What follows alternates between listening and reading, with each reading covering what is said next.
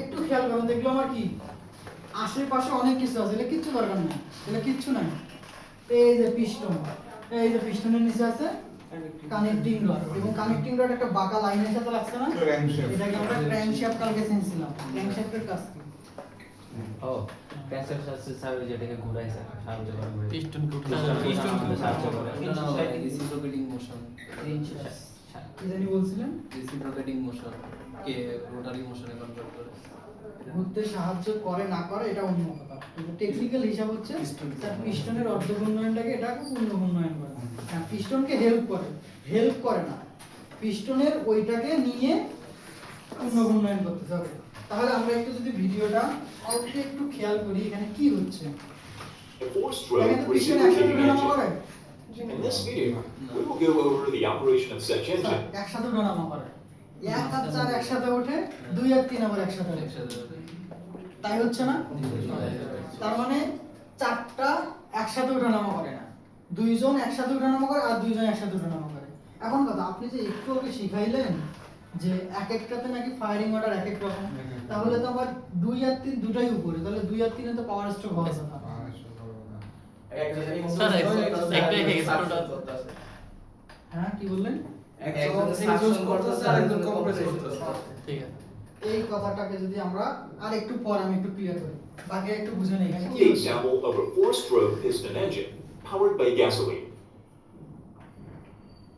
We can now see the crank. এবার কথা, crankshaft, connecting rod, piston, উপরে valve আছে এবং ভালভের চিপায় কিন্তু স্পার্ক প্লাগ, এবং তার উপরে ওই যে ক্যামশ্যাফটের লাঠিটা যেটা ভালভটাকে ওপেন ক্লোজ করতেছে। এই যদি হিসাব হয়, এখন কথা স্যার আপনি তো একটু আগে শিখালেন 1 3 4 2, তাহলে আমার তো সিলিন্ডার 1 2 3 4 অথবা 1 2 3 4, আমি এক আসলে এটাকে ধরবো না এটাকে ধরবো, ওইটা না প্রথম ওটা তো আপনার টাইমিংটা মিলায় যে ইয়েস, টাইমিং চেন যে পাশে থাকবে সেটা হচ্ছে আমার 1 নাম্বার পিস্টন। তাহলে আমি যদি বলি এখন আমার কোনটাতে আগুন লাগতেছে, টাইমিং যেটা কি ফ্লাইহুইলের অপোজিটে থাকে নাকি ফ্লাইহুইলের সাইডে থাকে? অপোজিট। ফ্লাইহুইলের অপোজিটে থাকে। হ্যাঁ 4 নম্বরে আগুন লাগতেছে না, তাহলে 4 এ যদি আগুন লাগে তার হিসাবে আমার পরে কোনটাতে আগুন লাগবে? 2 এ। একটু খেয়াল করুন তো, Mechanism and the 2 এ, তাহলে 2 এ যদি আগুন লাগে 2 এর পরে কে? এরপর হচ্ছে আবার timing mechanism. 1 এর পরে The former is propelled by the energy released during fuel combustion and converts such energy into rotational Continuously চলতেই থাকে। mechanical energy. হিসাবটা বুঝছেন? কি বুঝাচ্ছি এগুলো কিন্তু মিলাইতে হবে, যেগুলো বুঝাচ্ছি এগুলো মিলাইতে হবে। ওঠা আমার সময় দুইটা একসাথে উঠতেছে, মাঝখানে দুইটা না। উঠানামা হয়তো 2 জন একসাথে করতেছে, কিন্তু একসাথে উঠানামা করলেও একসাথে সাকশন হয় না, একসাথে কম্প্রেশন হয় না, বা একসাথে পাওয়ার হয় না। একটার পাওয়ার শক্তিতে বাকিগুলো সাকশন কম্প্রেশন। ধরলাম যে এখন 4 এ আগুন লাগতেছে, তাহলে 4 এ যে আগুন লাগতেছে এর কারণে যে শক্তিটা আমি পাচ্ছি, এই শক্তি দিয়ে ক্র্যাঙ্কশ্যাফট আবার পরের স্ট্রোকটা কমপ্লিট করে। পরের স্ট্রোক মানে 4 এর পরে আবার 2 কে ধাক্কা দেয় 2 এ প্লাস হওয়ার জন্য। তার মানে আমি যদি বলি এখান থেকে যে আমি 100% শক্তি পাইলাম, এই 100% শক্তির মধ্যে 80% শক্তি আমরা চাকায় দেই, আর বাকি 20% শক্তি পরের পাওয়ার স্ট্রোক করার জন্য ক্র্যাঙ্কশ্যাফটে রেখে দেই। সব কিন্তু দেই না। যখন টাকা দান করেন 10 টাকা আপনার কাছে আছে, কত টাকা দান করবেন? 5 টাকা। 5 টাকা রেখে দিবেন। যদি 10 টাকায় দান করেন তাহলে তো আর হইল না, একটু পর আবার ওর থেকে আমাকে বেশি নিতে হবে। ওকে নেন দে, আমার 10 টাকা দিয়ে নিয়ে এবার 5 টাকা নেন দিলাম। তাহলে এখান থেকে যে শক্তিটা আমরা পাইলাম, এই শক্তির বেশিরভাগ চলে যাবে চাকায়। এখন কিভাবে চাকায় যায় স্যার জানি না, আর বাকিটা শক্তি পরের পাওয়ার স্ট্রোক কমপ্লিট করার জন্য ক্র্যাঙ্কশ্যাফটে দেওয়া হয়। যদি সেই শক্তি না দিতাম তাহলে এটা দিয়েই শেষ, আর আমি পরে পাওয়ার পাইতাম না। Timing mechanism is needed to open the inlet and তাহলে exhaust 1 3 valve. 4 2 তো ক্লিয়ার। কারো কোনো কোশ্চেন আছে? আমি একজন দুইজনকে স্পেসিফিক ভাবে ধরতে পারবো না, কাউ বলতে পারবো না, কারণ এখানে অনেক লোক আছে। যদি কেউ তার নিজের জায়গা থেকে না বুঝেন অবশ্যই আমাকে কোশ্চেন করবেন। সবার জন্য আমি আমার জায়গা থেকে যতটুকু চেষ্টা করি সবাইকে ফোকাস করার, তারপর হয়তো 100% হয়ে উঠবে না। এই জন্য বলতেছি যে কোনো জায়গায় না বুঝলে অবশ্যই প্রশ্ন করবেন, এটা টেকনিক্যাল ব্যাপার। একটা জায়গায় না বুঝলে বাকিগুলো কিন্তু আমরা খুব একটা বেশি বুঝতে পারবো না।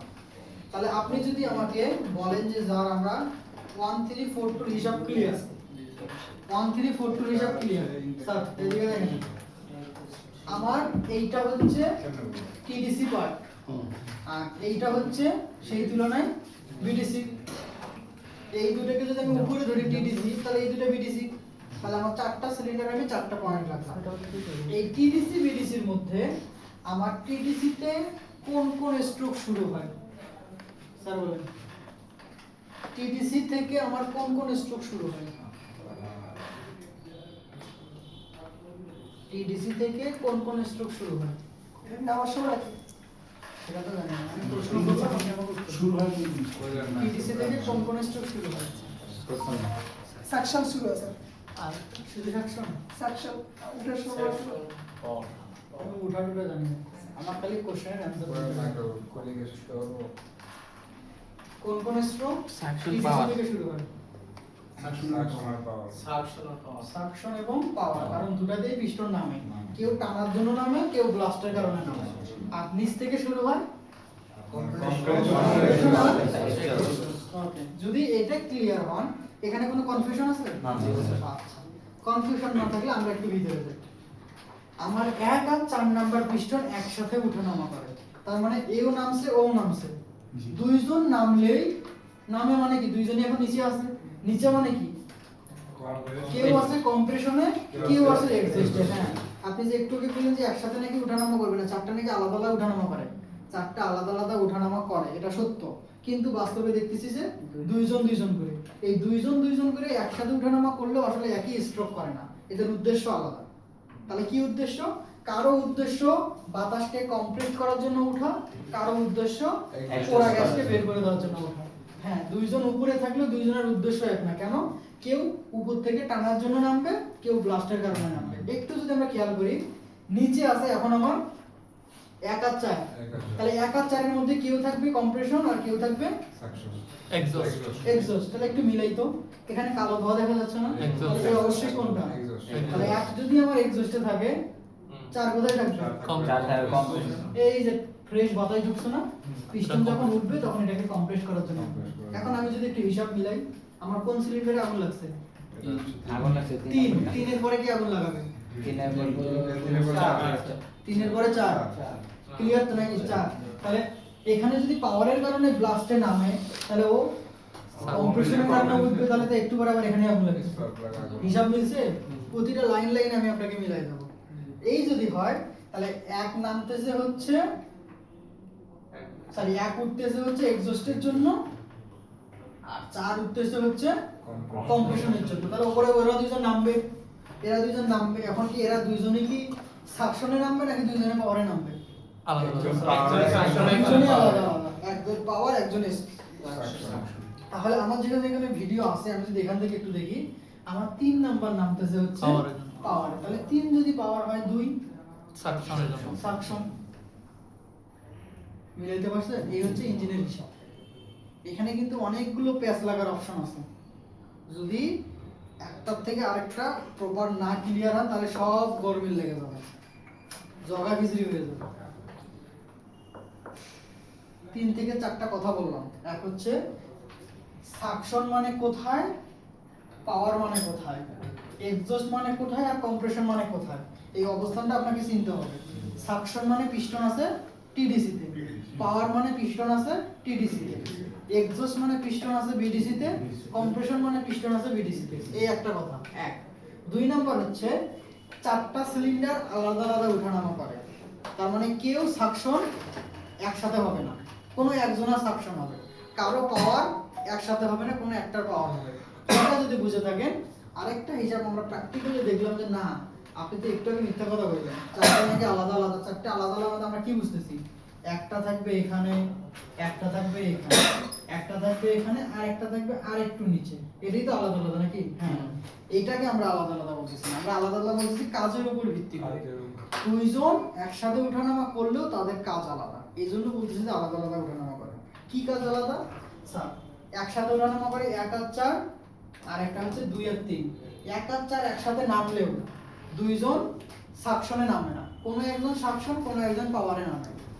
2 আর 3 একসাথে উঠলেও একই উদ্দেশ্যে ওঠে না, কেউ ওঠে কম্প্রেশন করার জন্য, কেউ ওঠে এক্সস্ট করার জন্য। এই যে প্যাচ লাগার কথাগুলো, এই কথাগুলো ক্লিয়ার? শিওর? বুঝছেন সবাই?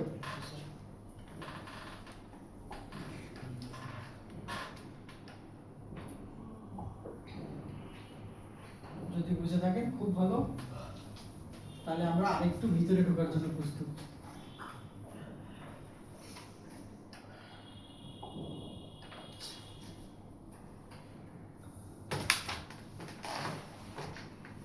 ফায়ারিং অর্ডার ক্লিয়ার, পিস্টনের পজিশন ক্লিয়ার, কখন কোন সিলিন্ডারে কি হচ্ছে এটাও ক্লিয়ার।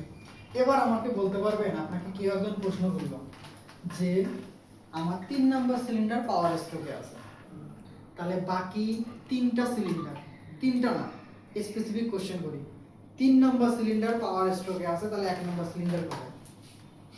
স্যার ইসে Exhaust. নিচে দেখো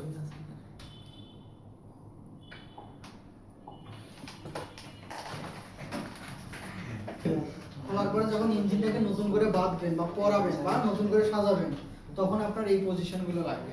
এই পজিশনগুলো যদি আপনি না জানেন তাহলে পিস্টনকে সঠিক জায়গায় সাজিয়ে ইঞ্জিন সেটআপ করতে পারবেন না। তাহলে আপনাকে জানতে হবে যে 3 যদি সাকশনে থাকে, বাকি 3টা সিলিন্ডার কে কোন স্ট্রোকে আছে। 1 যদি এক্সস্টে থাকে, তাহলে বাকি 3টা সিলিন্ডার কে কোথায় আছে। কোশ্চেনটা বুঝছেন? আমরা কিন্তু ডিজেল ইঞ্জিনে এখনো যাইনি, আমরা সেই পেট্রোল ইঞ্জিনেই আছি এবং পেট্রোল ইঞ্জিনের বিষয়গুলো নিয়ে একটু ডিটেইলস আলোচনা করতেছি। তাহলে আমার যদি প্রশ্নটা আপনারা বুঝে থাকেন, অ্যানসার দিতে পারবেন? Yes sir. বলেন দেখি। বিষয়টা ক্লিয়ার হলো না স্যার এখন আমার কাছে। আমি বলছি যে আমার তো 4টা সিলিন্ডার আছে এক্সস্ট স্ট্রোকে, তার মানে কোথায়, টিডিসি না বিডিসি? বিডিসিটা স্যার টিডিসিতে উঠবে আরে বিডিসি নিচ আসো প্যাচ লাগান না। কোন স্ট্রোকে অবস্থান করতেছে মানে হচ্ছে সে শুরু কোথায়, শেষ না। BDC শেষ সে যার নামে গিয়ে হোক না কেন, BDC কিন্তু শুরু বিডিসি থেকে। 3 যদি এক্সস্টে থাকে, তাহলে আমার 2 নাম্বার সিলিন্ডার কোথায় আছে? এক্সস্টে না না মানে বিডিসি ট্রেনের ব্লাস্ট হবে। কম্প্রেস করতেছে, কম্প্রেশন শুরু করতেছে। কম্প্রেশন করতেছে, তার মানে ও উঠবে এ উঠবে। এবার আমার বলেন 4 কোথায় আছে?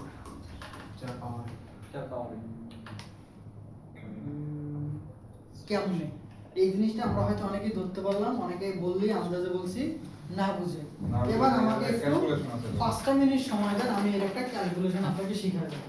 এই ক্যালকুলেশনটা আপনি কোথাও মোটামুটি পাবেন না, না থাক লাইট থাক। এই ক্যালকুলেশনটা যেটা আমি এখন শেখাবো, এটা মোটামুটি আপনি কোথাও পাবেন না। এটা ধরতে পারেন যে আমি নিজে বোঝার জন্য একটা তৈরি করছিলাম।